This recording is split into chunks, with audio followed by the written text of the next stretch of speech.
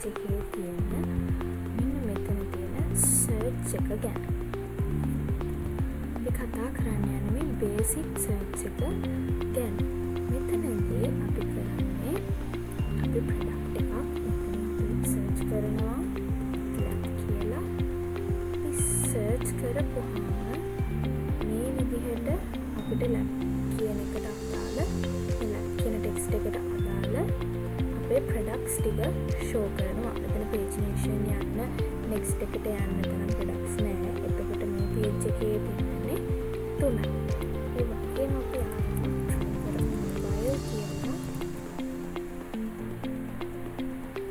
mobile කියලා search කරාම මේ විදිහට අපිට products දෙකක් පෙන්නනවා.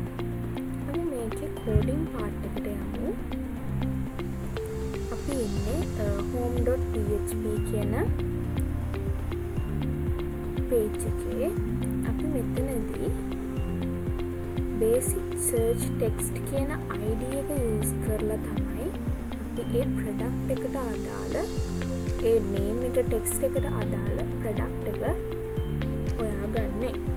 ඊට පස්සේ අපි මෙතනදී අපි කලින් මෙතන තිබ්බ button එක click කරලා අපි product එක search කරලා ගන්නවා. අපි මෙතනදී අපි මේ button එකට on click එකක් දීලා basic search එකක් දීලා parameter එකක් යවලා තියෙනවා.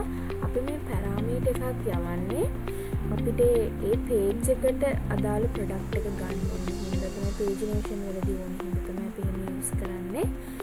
ඊට පස්සේ අපි මෙතනදී category wise අරගෙන තියෙනවා PHP script එකක් දාලා database එක පැත්තෙන් categories ටික load කරන එක තමයි අපි මෙතනින් කරන්නේ. අපි මෙතනදී mainly කරන්නේ මේ basic search text එක කියන ID එක use කරලා අපි මේ search එක කරගන්න විදිහ.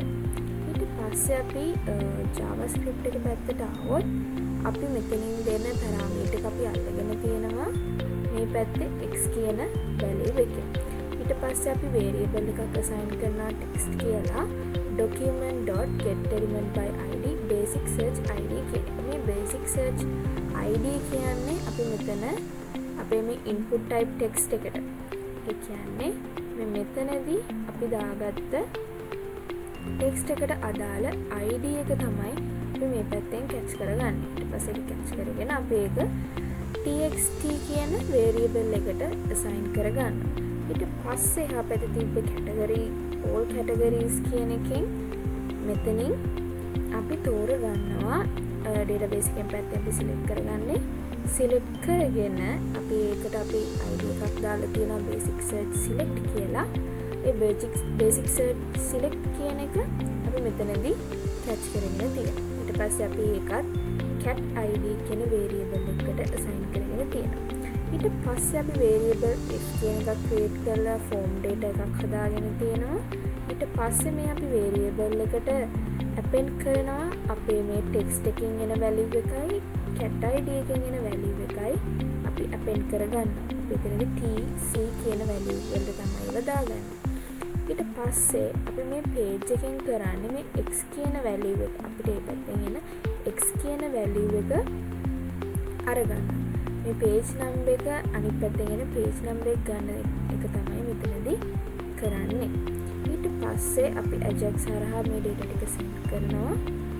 අපි request එකක් දාලා new xml http request එකක් දාලා request.onReadyStateChange කියන දාලා අපි anonymous function එකක් හදාගෙන if condition එකක් දාලා check කරනවා request.readyState equal to 4 and request.status equal 200 කියලා. ඊට පස්සේ එහෙමනම් අපි මේ request එක response text එකක් විදිහට අල්ලගෙන ඒක මේ variable එකට දාගන්නවා response කියලා.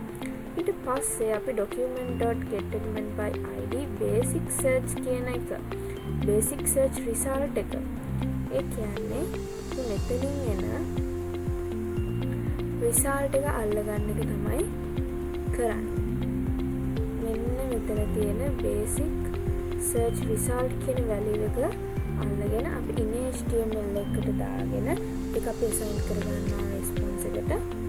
ඊට පස්සේ අපි මෙතනින් එන data ටික ඔක්කොම post method එකෙන් basic search process.php කියන ෆයිල් එකට send කරගන්නවා asynchronously. මේ කියන අපි send කරන්නේ මේ අපි දාගත්ත f කියන variable එකට දාගත්ත data ටික.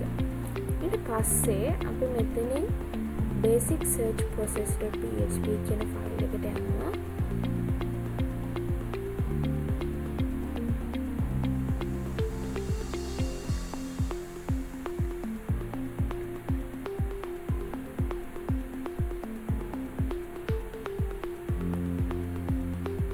ඊට පස්සේ අපි මෙතනදී කරන්නේ ස්ක්‍රිප්ට් එක පැත්තෙන් එන අපේ මේ ස්ක්‍රිප්ට් එක පැත්තෙන් එන data ටික post method එකෙන් එන data ටික අපි නැවතත් variable එකට assign කරගෙන ඊට පස්සේ මේ $query කියන variable එකට අපි දාගන්නවා database එකේ product table එකේ තියෙන data ටික. ඊට පස්සේ අපි ඒ query එකට ඊට පස්සේ එන data ටික bind කරන එක තමයි අපි කරන්නේ. ඊට පස්සේ අපි මෙතනදී අපි බලනවා condition එකක් දාලා අපි බලනවා if condition එකක් දාලා බලනවා text කියන field එක $txt කියන එක empty නැද්ද? not empty කියන්නේ empty නෙවෙයි empty not empty කියලා කියන්නේ එතන මොන හරි data එකක් තියෙනවා empty නෑ කියන එක. and $select equals 0 select කරලා නැද්ද මොනවා එතන value එකක් නැද්ද? එහෙමනම් අපේ query එකට bind කරනවා title එක. මේ title එක කියන්නේ අපි type කරපු text එක අපි එතනට bind කරනවා.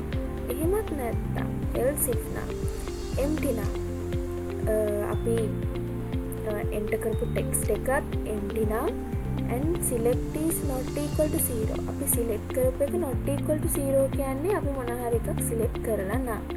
එහෙමනම් අපි කියනවා ඒ query එකට bind කරන්න කියලා category underscore cat id කියන value එක අපි select එකෙන් ගන්න value එක අපි එතනට bind කරගන්න කියලා කියනවා.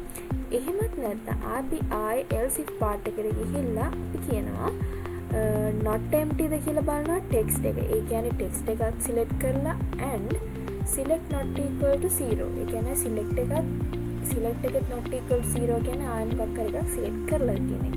එතකොට දෙකෙන්ම select කරලා නම් අපි කියනවා ඒකට bind කරන්න කියලා අපි එතනින් ගත්ත text එකයි ඒ වගේම අපි select කරපු category එකයි.